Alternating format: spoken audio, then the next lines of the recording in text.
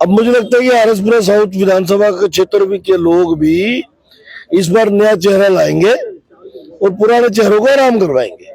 TS Tony कुछ challenge दे रहे हैं आपको? देखिए, मेरी लड़ाई कांग्रेस से, मेरी लड़ाई तरनजीत सिंह गुजरात से नहीं है। मेरी लड़ाई जो है कांग्रेस की आइडियोलॉजी से। कांग्रेस ने पहले फेज का मतदान हो गया, दूसरे का परसों है। कांग्रेस पार्टी की दिवाली पहन की हद देखो, अभी तक मैनिफेस्टो नहीं जारी किया है। इनफैक्ट इन्होंने मैनिफेस्टो बनाया ही नहीं है। इसका मतलब कि नेशनल कॉन्फ्रेंस का एजेंडा कांग्रेस जम्मू में लागू करने वाली है। तो जम्मू के लोगों ने मन बना लिया। फारूक अब्दुल्ला ने वैसे भी उनको 32 सीटों पे लाके रखा है। अब मुझे लगता है कि कांग्रेस हवा में उड़ेगी। उसके बावजूद भी लोगों को असर नहीं हो रहा है और लोग अब इस बात से घबराए हुए नहीं है कि डेवलपमेंट पीछे हुई कि नहीं हुई, आगे होगी कि नहीं होगी। अब इससे है कि हमें हमारे में से निकला हुआ व्यक्ति जो है वो हमारा रिप्रेजेंटेटिव चाहिए, विकास हम करवा लेंगे।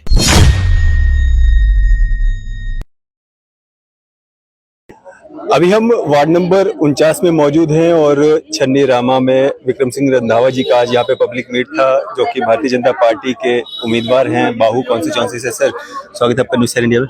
शुक्रिया भाई। कैसे चल रहे हैं ये दिन? अब कुछ कम समय रह गया है।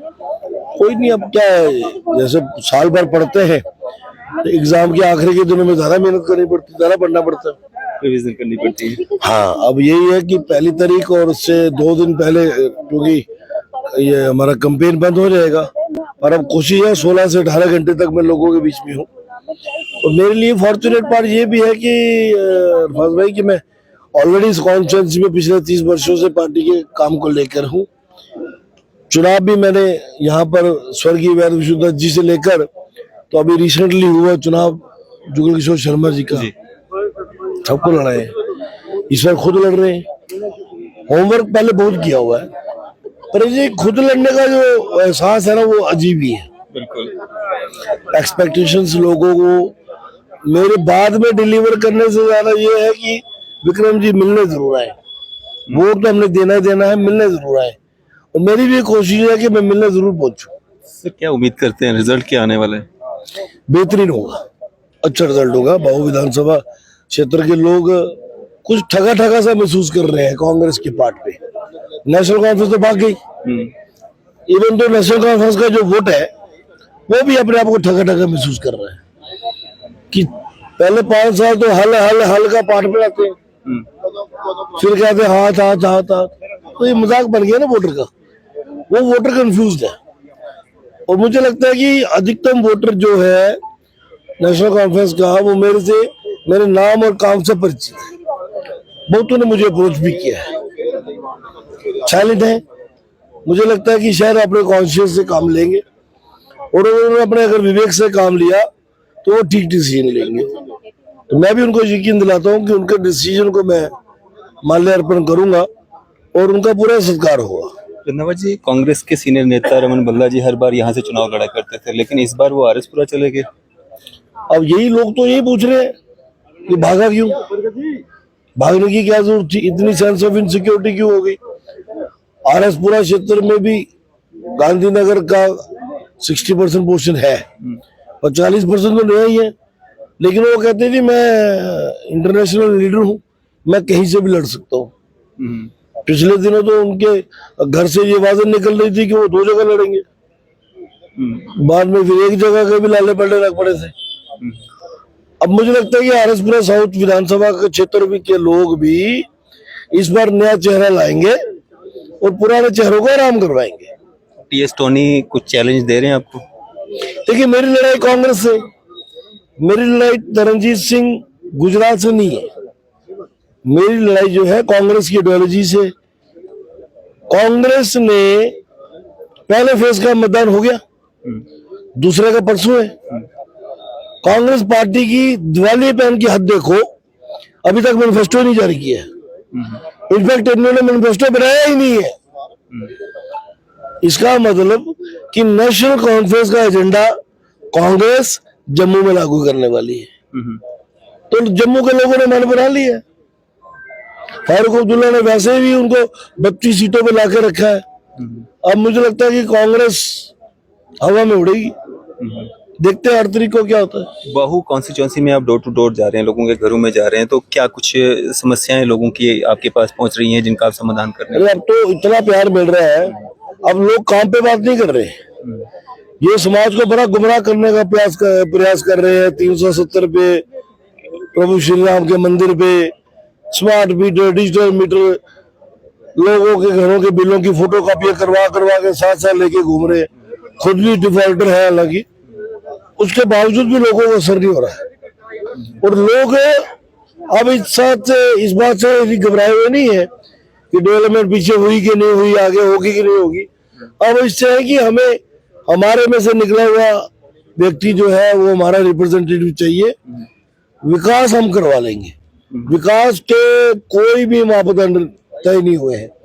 और मैंने लोगों को बोला है कि आपका 1 दिन मेरे 5 साल।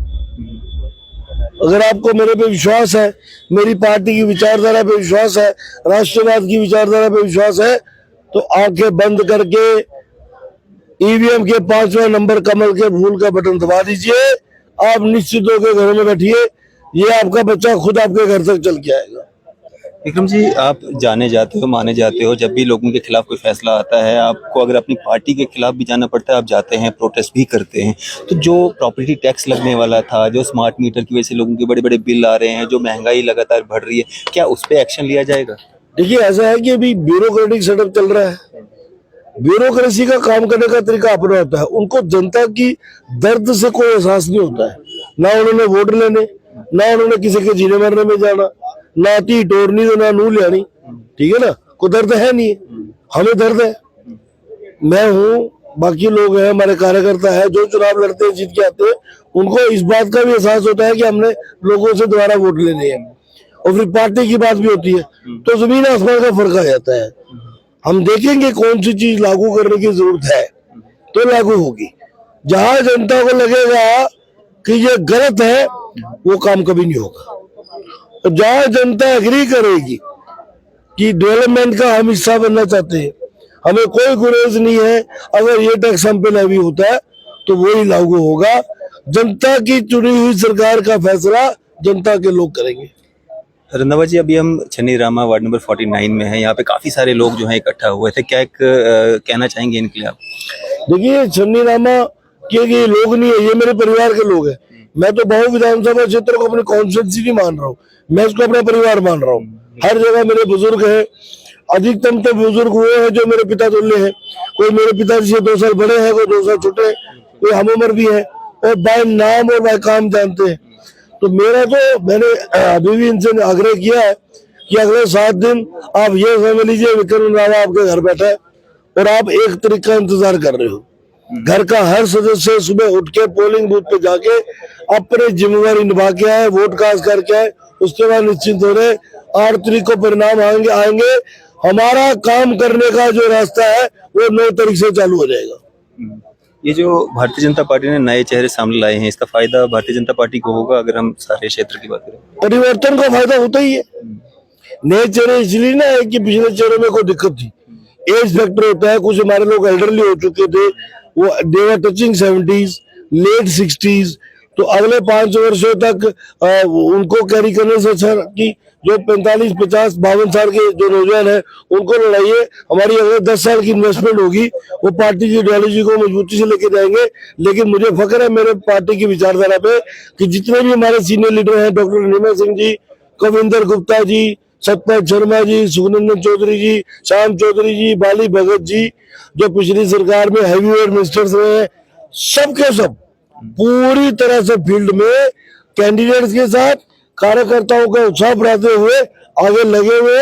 एक एक सीट की चिंता हो रही है, एक एक सीट की चिंता हो रही है। कुछ तो आजाद उम्मीदवार उतर गए जिनको टिकट नहीं मिली। अब कई जगह हुआ है, पार्टी का रेबल पुराने लोगों में से कोई नहीं हुआ है, 1-2 नए हुए हैं। जहाँ शायद पवन खजूरिया जी के लिए आप कह सकते हैं, पुराना साथी हमारा। दुख तो लगता है। वहां से सूर्य सिंह परिहार है, रामबन से है, बिल्कुल है। अब क्या कह सकते हैं, किसी की अपनी अपनी सोच होती है ना। तो मुझे लगता है कि सद्बुद्धि प्रिवेल करनी चाहिए। हालांकि जिस तरह लागे होता जाने, उनको लगता होगा कि हमारे साथ नाइंसाफी ज्यादा हुई है, पर संगठन नाइंसाफी होने नहीं देता है। और इसके लिए मैं बहुत बड़ा एक सबूत हूँ। मैं तो हाल में 2008 के बाद से लगातार गांधीनगर का कंटेंडर था और स्ट्रॉन्ग कंटेंडर था, लेकिन नई पार्टी ने चुनाव लड़ाया तो नहीं लड़ाया। लेकिन 2017 में मुझे विधान परिषद का सदस्य बनने का मौका दिया और अब 24 का मैंडेट दे दिया बाहू विधानसभा क्षेत्र का। ये छोटी बात नहीं है। विक्रम जी, आमतौर पे देखा जाता है कि जब इलेक्शंस होते हैं तो लीडर घर घर जाकर के वोट मांगता है, लेकिन जब एमएलए या मंत्री बन जाता है तब उन लोगों की अप्रोच वहां तक नहीं होती। तो क्या विक्रम सिंह रंधावा में भी वो बदलाव आएंगे? हम परिवर्तन लाएंगे जी। हम जिस तरीके से वोट मांगने जा रहे हैं इस तरीके से काम पूछने भी जाएंगे। ऐसे ही चौपाल लगेगी, ऐसे ही दरबार सजेगा। फर्क सिर्फ यही होगा, तब मॉडल कोड ऑफ कंडक्ट नहीं होगा और साथियों के साथ यहाँ एक्सीएंस, एडब्ल्यूज, एईज, जेईज वो भी बैठेंगे और तत्काल इमीडिएटली डायरेक्शन जाया करेंगी कि इस इलाके में अगर 4 गलियों का काम है तो एस्टिमेट तैयार कीजिए, बिजली की दिक्कत है तो उसको रेक्टिफाई कीजिए। और ये एक प्रक्रिया मैं जारी रखूंगा।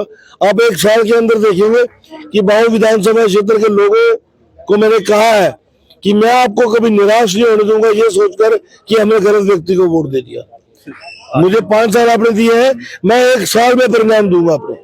आखिर में बाहू कॉन्स्टिट्यूंसी के लोगों के लिए क्या मैसेज रहेगा पूरे कॉन्स्टिट्यूंसी का? मेरा मैसेज यही है, खुल के वोट कीजिए, बेझिझक होके वोट कीजिए, 100% पोलिंग कीजिए और 100% कमल खिलाइए, तख्ता पलट कर देंगे सबका। चलिए, शुक्रिया हमारे से बातचीत करने के लिए। धन्यवाद। तो ये थे हमारे साथ विक्रम सिंह रंधावा जी, भारतीय जनता पार्टी के उम्मीदवार बाहू कॉन्स्टिट्यूंसी से। आपकी इस सब पे क्या राय है? आप अपनी राय जो है जरूर साझा कीजिएगा। इसी तरह की मज़ीद अपडेट्स देखते रहें न्यूज़ 7 इंडिया।